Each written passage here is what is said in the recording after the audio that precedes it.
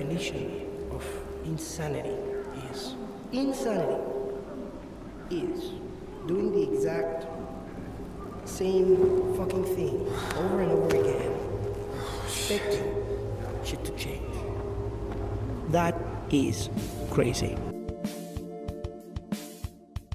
That line is arguably one of the most famous quotes in the history of first-person shooters. But beyond that, this line is basically the thesis statement for Far Cry 3. When Ubisoft released this game in 2012, it was more than just the average FPS game. Beneath the killing and the having fun while blowing up outposts was a story about the fragile nature of identity, the pull of power, and how dangerous it can be, and a descent into Wonderland. Today we're going to perform a literary analysis on Far Cry 3. Yes, video games can be deep dived the same way that you can deep dive into a book or a movie, because nowadays video games have stories that are sometimes even better than the past two that I just mentioned. And also video games have the power to be even more immersive than a book or just a movie, because you, the player, are controlling what happens. The Rabbithole, Far Cry 3 as Alice in Wonderland. The game begins with a pretty clear signal. They used Alice in Wonderland quotes. It wasn't subtle in the slightest. The quote they used in the beginning is, "In another moment, down went Alice after it, never once considering how in the world she was to get out." There's a pretty clear connection to the rabbit hole, as that quote happens when Jason and his friends jump out of a plane to get to Rook Island, because they thought that it would be a fun vacation on an island where they can do anything. And don't quote me on this, but I'm pretty sure after Vaas's insanity speech, we get the quote, "We're all mad here. I'm mad, you're mad. How do you know? You must be, or you wouldn't have come here." In the game, you play as Jason Brody, a privileged, soft-handed tourist. The Rook Islands are basically Jason's Wonderland. And in Lewis Carroll's work, the author who wrote Alice in Wonderland, Alice enters a world where the rules of logic are defied and are replaced by the whims of the insane. But we can go into the detail of what can we count as insane. For them it was normal, for Alice it was not. But that would make the video way too long if we went into that. And similarly to that, the Rook Islands exist outside the laws of society. Here, the quote-unquote civilized morality is discarded. And in a deeper level, the game kind of ends up representing similar themes to the ones from Alice in Wonderland. Even if it wasn't the main intention, it worked. According to Jeffrey Yohalam, I hope I said the name right, the main writer of the game, the Alice in Wonderland quotes were added at the end and were not integral to the narrative. The director felt they hinted at the stuff below the surface. I actually like them. I picked them to support the ideas that are already hidden in the narrative, the database, the games, Jeffrey said. Jason Brody came from a fairly normal life and went through the looking glass into a violent world of insanity that slowly spiraled out of control until he almost didn't know who he was anymore, down the rabbit hole. And his backstory actually just further proves that point. He was a good student in college and a great athlete, didn't use his degree, instead he went from job to job. Eventually he wound up being a daredevil, and then we see his journey into the rabbit hole throughout the game. By the end of the game, he even considers killing his friends just to stay in Wonderland a little bit longer. Jason changes himself through the Tatau. Every skill upgrade is a permanent alteration to his body. The Tatau is actually more than just the game's leveling system. They are basically the erasure of Jason himself. They are reconstructing him to be the warrior that Rakia wants him to be. The Mirror, Vaas, and Jason. Literature often uses a different character to reflect the protagonist's potential path. Vaas is Jason's potential future. Vaas is a warning, basically. He represents what happens when a person loses their agency to the allure of the Wonderland. He is obsessed with the concept of insanity because he had already surrendered to it. When he screams at you about choosing, he is basically projecting. So they say to me, they say, Vaas, who the fuck is it going to be? Them or me? Me or them? like, you know, like they fucking think that I need to make a fucking choice. I interpreted that line as Jason choosing himself, saving his friends, which is them, and me, as in becoming Vaas. Vaas was projecting because he doesn't have a choice anymore, as he is trapped in his own cycle of violence. Jason throughout the game is constantly tempted by that same cycle. Every time he kills, he is moving closer to becoming the very thing that kidnapped his friends in the first place. In the Vaas Insanity DLC for Far Cry 6, which I have not played, Jason is actually portrayed as the insane one, whereas in Far Cry 3 it seems pretty clear who the insane one is. The critique, the white savior, and the Ludo narrative dissonance. Some people think that the game chooses the white savior trope, and critics have long pointed out that the narrative follows the formula of outsider who masters the indigenous culture better than the locals. Jason, as an American, effectively becomes the messiah of the Rakia tribe. However, looking at it through a literary lens, the game actually attempts to deconstruct this narrative and this trope, even if it kind of fumbles the landing. The ending, where the player must choose between killing their friends to join the tribe, which is the quote-unquote bad ending, or leaving the island, is the final test. If the game were a straight white savior power fantasy, then the choice wouldn't exist. The game forces the player to acknowledge that Jason's heroism is basically just a descent into madness and sociopathy. I think that's how you say it. Now let me tell you how I think the game tried to deconstruct this trope. I think it's most prevalent in the scene where Citra basically rapes Jason. Even though the circumstances are pretty dubious, Jason is drugged and in a disassociated state of mind. And while in that state, he's used for sex in a ceremony where he couldn't have possibly given consent. But what does it mean in the context of the game? Great question. It's pretty easy to have a similar reaction to Jason, especially if you're just playing the game for the first time. Like, I am a true warrior. Oh my god. Boobies. And I'm now the Rakyat's leader. This is fucking awesome. But if you read deeper into that moment, it's not awesome at all. Most likely he's still under the effects of that drug, and in a moment you become more aware. You're basically being ridden in a sex ceremony, and to the player who's more removed from the story, this actually reveals a couple things. Number one, that Jason is losing his mind. But this is pretty apparent throughout the rest of the game, because at first he's in this whole thing to save his friends and his brother, but then he gets wrapped up in the Rakyat and the mystery of the island and violence. As you progress into the game, he seems to really like killing. It more than crosses the point where he's merely helping his friends and his brother, and it evolves into him continuing to fight at the cost of their safety and well-being. And the other thing that the scene reveals is that Citra doesn't have Jason's wellness or safety at heart, which is pretty obvious. He's basically a mascot and a means to an end, which is why she doesn't even hesitate to kill Jason at one of the endings. And throughout the entirety of the game, Jason is manipulated and used the whole game by Citra, by Dennis, and by the Rakyat. This is pretty easy to overlook, especially if you're really immersed into the game, and in a way, if you overlook it, you are basically mirroring Jason Brody, because he's also really immersed, but he's immersed into the island, the killing, the violence. Now let's talk about the Ludo narrative dissonance that is pretty damn present in this game. What is Ludo narrative dissonance, you may ask? It's a phrase used when video games, the story doesn't align with the gameplay. And this is where the game basically trips over its own 2 feet. The narrative wants us to feel Jason's psychological trauma,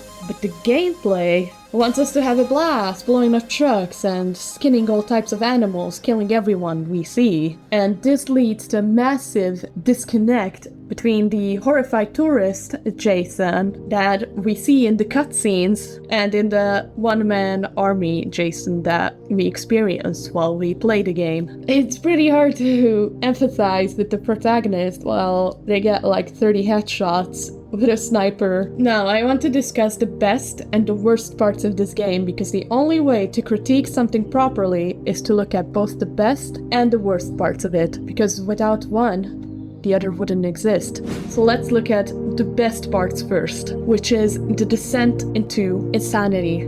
When Jason tortures his own brother in the mission All In, even the name of the mission is symbolic if you think about it, because Jason is all in at that point. There's nothing that he wouldn't do for power. And there's also a pretty good parallel to the start of the game in that mission, because at the start of the game, where Jason gets his first kill, the first time blood sticks to his hands, he looks at his hands and he's trembling, he's shaking with fear, and he feels almost disgusted with himself that he ended a human life. Then, in the All In mission, when he's all in, after torturing his own little brother, he looks at his hands and he doesn't even shake. He doesn't even feel anything. That's how disconnected he is from his past self at that point. And I think that is a great turning point. It almost felt like a slap in the face seeing that, like, damn, this dude is really beyond mad. That's one of the great parts about this game, because it can be looked at as a critique to all gamers. It's basically a critique about like video game addiction, because in video games, most of the time, you kill and you don't even think about it. You're like, you're getting headshots, you're happy when you kill the enemies in the game. You're getting better guns to get better damage, to get better range, to be able to kill more. And this game aimed criticize that, which would have been awesome if it wasn't for that dissonance that I mentioned. Now let's get to the worst part, which I call the Sisyphus loop. The repetitiveness, in my opinion, is the game's biggest flaw. Let's try to look at it as a narrative feature. Many players dislike the quote-unquote Ubisoft formula, climbing towers, clearing outposts, and the repetitive collection tasks. That's basically just bad design. The endless loop of capture outpost, level up, kill, repeat can be seen as a representation of Sisyphus, especially if you choose to leave the island, because then it was all for nothing. Like, the fuck did you do that for? You're leaving the island. Jason is stuck in a cycle of violence. He cannot escape the island because the island is the cycle. Repetition could be more than just a game mechanic. It can also be seen as the definition of insanity, because what is insanity? Doing the same thing over and over again, expecting shit to change. From a design perspective, it's still pretty boring. It's just a lot of work. But maybe that is the point. Think about it. If we're playing as a man who's losing his mind, Jason in that situation, you would want to do those things. You would be obsessed with getting all of the outposts, killing everyone, getting the towers, just to fuck the pirates, Vaas, and Hoyt over, because he's obsessed. Theories. I want to add some theories made by fans. I chose 3 theories that we're going to be discussing. First one is by Intuitive Hats on Reddit. The theory goes as follows. Vaas isn't dead. You didn't actually kill Vaas in the fight scene, because in all those other scenes, you see the dead bodies after the hallucination ends. Except for this time, Vaas poisoned Jason, so Jason probably just passed out, and the fight never even happened. Vaas basically just wanted a way out for working with Hoyt, because Vaas doesn't like involving himself with Hoyt. And Jason Brody is his way out. When he first sees Jason, he sees the warrior inside him, and he decides to build up Jason to be a rock yacht warrior. So he lets Jason escape, but not Grant. He makes sure to kill Grant, and he could have easily killed Jason too if he wanted to, but he didn't. He needs Jason to hate him, because hate is a strong motivation. Also keep in mind that being a rock yacht warrior involves throwing away your previous life and its connections. Jason is then rescued by Dennis. However, the island is pretty big, and Dennis wouldn't really have a real reason to be wandering around that area to be able to stumble across Jason by coincidence. This brings into play the concept that Citra and Vaas were working together. Think that Citra sent Dennis to retrieve Jason to give him the tatau whilst he was unconscious. Vaas ensured that he was in the convoy that Jason hit because he was in communication with Citra, because they are brother and sister after all. But then Vaas does something that's quite clever. He drives Jason insane, or at least he thinks he does. Vaas brings up the entire "did I ever tell you the definition of insanity" play in regards to Jason throwing himself at Vaas time and time again, and nothing different happens. Jason does the same thing over and over again and expects different result. Then Vaas shoots at Jason. There's no feasible way that Vaas would actually hit that lighter, because usually Vaas goes for the neck so he can see his victim suffer, just like he did with Grant. He wants Jason to become a figure of fear to the pirates and the privateers. He makes sure to dump him in the mass grave as to further break him, and as sort of like a humiliation ritual. At this point, Jason is incredibly driven to kill Vaas and Hoyt, and Vaas knows this. We don't really know how long Jason is out for, but it gives enough time for Vaas to prepare himself for Jason's assault. He employs the use of TVs and his speech to get Jason to be bombarded by Vaas's presence. Then Vaas stabs Jason with the poison dagger. This tricks Jason into a hallucination, giving Vaas time to slip away as Jason fights Vaas in his own head. Citra takes Jason away and tells Jason that Vaas is dead. Even though Vaas is a terrible person, he's still her brother. We can expect that Vaas is out of the game now and he's escaped. Then Jason kills Hoyt, and all is well for a short while until he is given the choice to save his friends or join the rock yacht. Citra takes Jason away and tells Jason that Vaas is dead. Even though Vaas is a terrible person, Citra wants Jason to become the new Vaas, but a Vaas that is on the side of the rock yacht, and she already knows that Jason is practically insane from his experiences and expects him to kill his friends. Jason becoming Vaas is hinted at a lot during the hallucinations where we see the two of them swapped. The Save Your Friends ending goes against what Citra and Vaas expected Jason to do, but why didn't their plan work? Being reunited with Riley saves Jason. It gives him hope that he can have a fraction of his old life back. He chooses to save his friends. This was a theory by Intuitive Hats, and while I read through it the first time I saw it, I was thinking, damn, this actually does make a lot of sense. But let me know what y'all think about these theories. The next theory is one of the most well-known theories about this game, and I basically consider it canon. At the start of this video, I basically analyzed the game as if this theory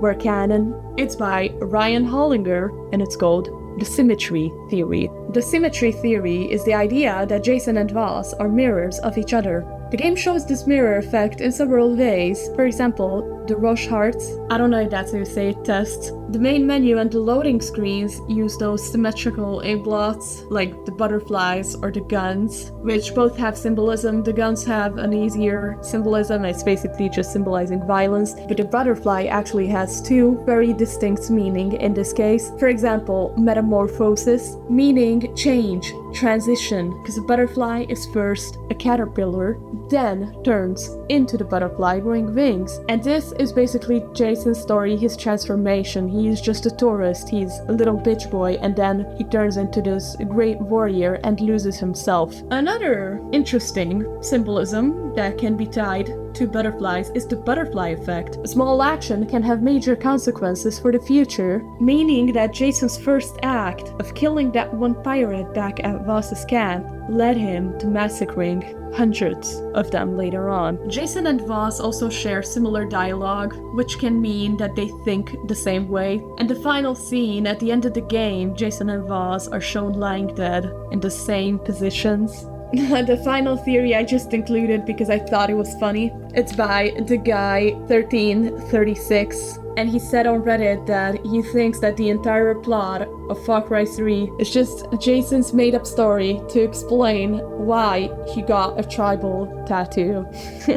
And he insists on calling it Tatao. Basically meaning that Jason is just doing cultural appropriation, and this is his explanation to that.